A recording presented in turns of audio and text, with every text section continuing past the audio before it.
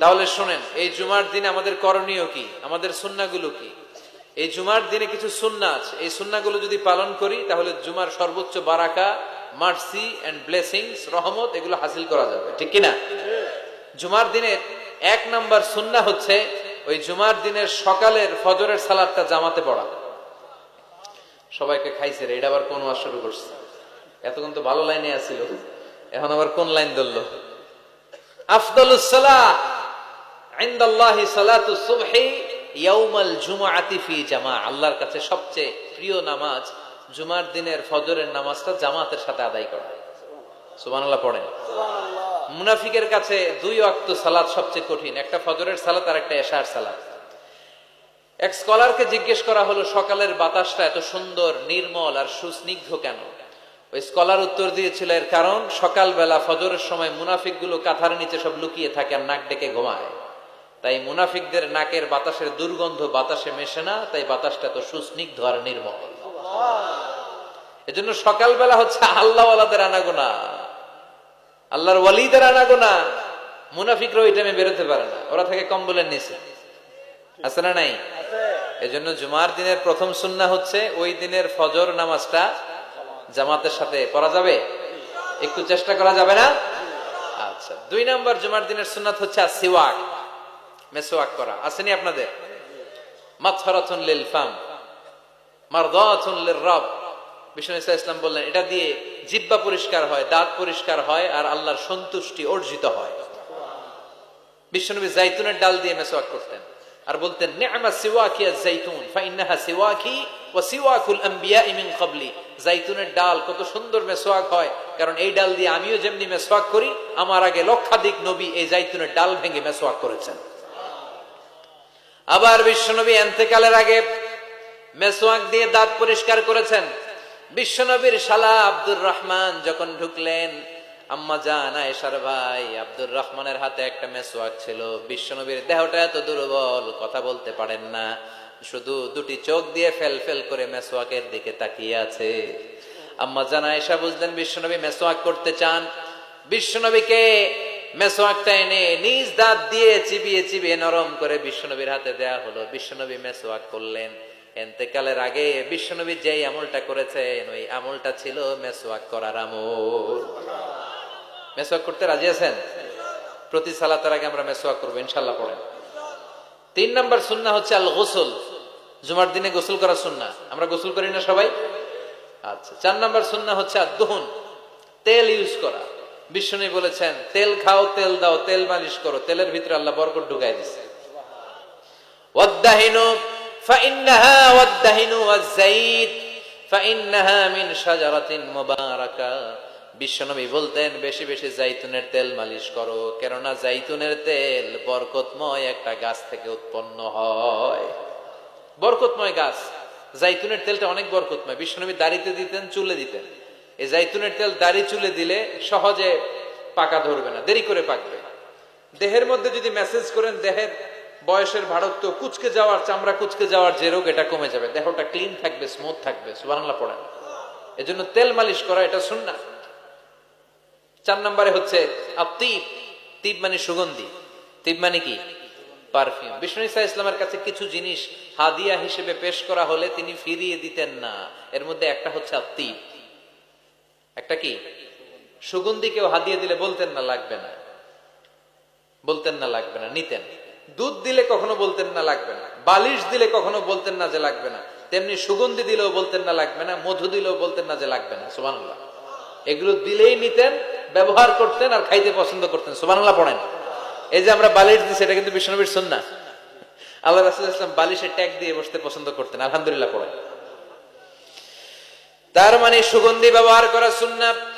আবার বিশ্বনবী বলতেন আরবাউন মিন সুনানিল মুরসালিন, 4টা আছে সব নবীদের সুন্নাত। এর মধ্যে একটা হলো আল হায়া, লজ্জাশীলতা, লাজুকতা। সব নবীরা লাজুক ছিলেন।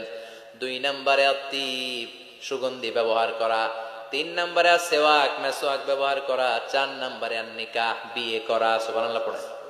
এই 4টা সুন্নাহ সব নবীদের সুন্নাহ, এজন্য পারফিউম ইউজ করবেন। এরপরে জুমার আরেকটা সুন্নাত হচ্ছে আল লিবাস আহসানুস সিয়াব, সবচেয়ে সুন্দর জামাটা পরা। কারণ আল্লাহ নিজে সুন্দর। ইন্নাল্লাহা জামিল ওয়া ইউহিব্বুল জামাল, আল্লাহ নিজে সুন্দর, তাই সব সৌন্দর্যকে আল্লাহ পছন্দ করেন, ঠিক কিনা? এই মহাবিশ্বের সবচেয়ে সুন্দর কে? দুনিয়া সুন্দর, মানুষ সুন্দর, আসমান সুন্দর, জমিন সুন্দর, সুন্দরে সুন্দরে পাল্লা, জানি না কত সুন্দর তুমি আল্লাহ, জানি না কত সুন্দর তুমি আল্লাহ। সুবহানাল্লাহ পড়েন। ইন্নাল্লাহা জামিল ওয়া ইউহিব্বুল জামাল, তিনি সুন্দর আর তিনি সৌন্দর্যকে পছন্দ করেন। বিষ্ণু ইসলাম বলেছেন, ইন্নাল্লাহা ইউহিব্বু আইয়ারা আসারা নি'মাতিহি আলা আবদিহি, আল্লাহ তার বান্দার উপর তার নেয়ামতের বহিঃপ্রকাশ দেখতে পছন্দ করেন। আপনি যদি ধনী হন, আপনার ধনীর একটা প্রকাশ যেন আপনার দেহে থাকে, এতে কোনো সমস্যা নাই। আপনি 1000 কোটি টাকার মালিক, আপনি ছিঁড়া-ফাড়া জামা পড়ছেন কেন? কিপটামি করতে বলছে কি আপনারে? আপনি সুন্দর চমৎকার জামা পড়বেন আর শুকরিয়া করবেন কার? আল্লাহ। কথায় কথায় বলবেন শুকরান লা ফখরান, শুকরিয়া আল্লাহর, ফখর করছি না। কারণ আল্লাহর দেয়া নেয়ামতের একটা বহিঃপ্রকাশ, সিম্পটম আল্লাহ আপনার দেহে, আপনার গায়ে, আপনার চলনে বচনে দেখতে পছন্দ করে। সুবহানাল্লাহ পড়েন। এজন্য জুমার দিন সুন্দর জামা পরে যাওয়া সুন্নাহ। এরপর আরেকটা সুন্নাহ হচ্ছে ইকসারুস সালাহ আলা রাসূলিল্লাহ, আল্লাহ রাসূলের উপর বেশি বেশি দুরূদ পড়া। বিশ্বনবী বলেন, জুমার দিন বরকতময় দিন, এই জন্য এই দিনে তোমরা আমার উপর আকসিরু আসসালাতা আলাইয়া, আমার উপর বেশি বেশি তোমরা দুরূদ পড়বা। ফা ইন্না সালাওয়াতাকুম মা'রুদাতুন আলাইয়া, কেননা তোমাদের দুরূদ আমার কাছে পেশ করা হবে। সাহাবারা বললেন, কাইফা সালাওয়াতুনা মা'রুদাতুন আলাইকা ইয়া রাসূলুল্লাহ ওয়া ক্বাদ আরিমতা, ও নবী, মরার পরে আপনি পচে গলে মাটির সাথে মিশে যাবেন, মিশে যাওয়ার পরে আমাদের সালাতগুলো কে আপনার কাছে পৌঁছাবে, কেমন করে পৌঁছাবে? বিষ্ণু বললেন, ইন্নাল্লাহা হাররামা আলাল আরদি আন তাকুলা আজসাদাল আম্বিয়া, আল্লাহ তাআলা জমিনের মাটির জন্য নবীদের দেহ খাওয়াকে চিরকালের জন্য হারাম করেছেন। জমিনের মাটি আমারে খাবে না। আল আম্বিয়াউ আহইয়াউন ফি কুবুরিহিম ইউরযাকুন, নবীরা কবরে জীবিত আর তাদেরকে রিজিক দেয় কে? তবে এই জীবিতটা আমরা এখন যেমনি জীবিত, এই জীবিত নয়, এটা আলামুল বারজাখে নবীদের জন্য স্পেশাল একটা স্ট্যাটাস। কোন সুবহানাল্লাহ। এজন্য এই দিনে বেশি বেশি বিষ্ণু ঈসা ইসলামের উপর দুরূদ পড়ার দরকার আছে না নাই? এরপরে বিষ্ণু বললেন, আরেকটা সুন্নাহ হচ্ছে সূরাতুল কাহফ তেলাওয়াত করা। কোন সূরা? একেবারে কোরআনের মাঝখানে, জানেন? এটা একেবারে কয় পারায়? 15 পারায়। এমন কি এই সূরা কাহফের মাঝখানে একটা শব্দ আছে, ওয়ালিয়াতালাত্তাফ।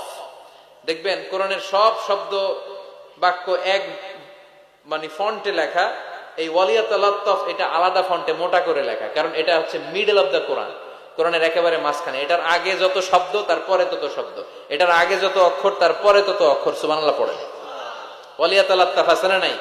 এই সূরাটা যদি কেউ পড়ে, অনেকগুলো ফজিলত। 1 নাম্বার ফজিলত, ইয়াকুনু লাহু নূর ইয়াউমাল কিয়ামা, এই সূরাটা কিয়ামতের দিন তার জন্য একটা আলোকবর্তিকা হবে, আর এই আলো দিয়ে সে ফুলসিরাত পার হয়ে যাবে। আবার বিষ্ণু বললেন, সূরা কাহফের প্রথম 10 আয়াত যে ব্যক্তি জুমার দিন তেলাওয়াত করবে, উসিমা মিন ফিতনাতিদ দাজ্জাল, তারে দাজ্জালের ফিতনা থেকে বাঁচিয়ে দিবে কে? আবার এই সূরাটা যে জুমার দিন তেলাওয়াত করবে, 2 জুমার মাঝখানটারে আলোকিত করে দিবে কে? এজন্য জুমার দিন কোন সূরা? সবাই বলতে হবে, মনে থাকবে সবার। এরপর তাবকির ইলাল মসজিদ, মসজিদে আগে আগে যাওয়া, আমরা আগে আগে যাওয়ার চেষ্টা করব। এরপর আল মাশিউ আলাল আকদাম, পায়ে হেঁটে যাওয়া সুন্নাহ। পায়ে হেঁটে, দূরের জায়গা হলে cycle, Honda, CNG, private car দিয়ে আপনি যেতে পারেন, সমস্যা নাই। যদি সুযোগ হয় পায়ে হেঁটে যাবেন, এটাতে সওয়াব বেশি না কম? এরপরে আদম তাখাত্তি রিকাবান নাস, মানুষের ঘাড় ডিঙ্গিয়ে যাওয়াকে বিশ্বনবী নিষেধ করেছেন। অনেকে আসে দেরিতে, যেতে চায়, আগে আসে না নাই? জুমার দিন আসছে সবার শেষে, মানুষের ঘাড়টা ডিঙ্গিয়ে সামনের কাতারে যেতে চায়। এই মসজিদটা সবার, এখানে কাউকে কষ্ট দিয়ে ধাক্কা মেরে নিজের সামনে যাওয়া যাবে না। There is no difference between black and white, upper and lower.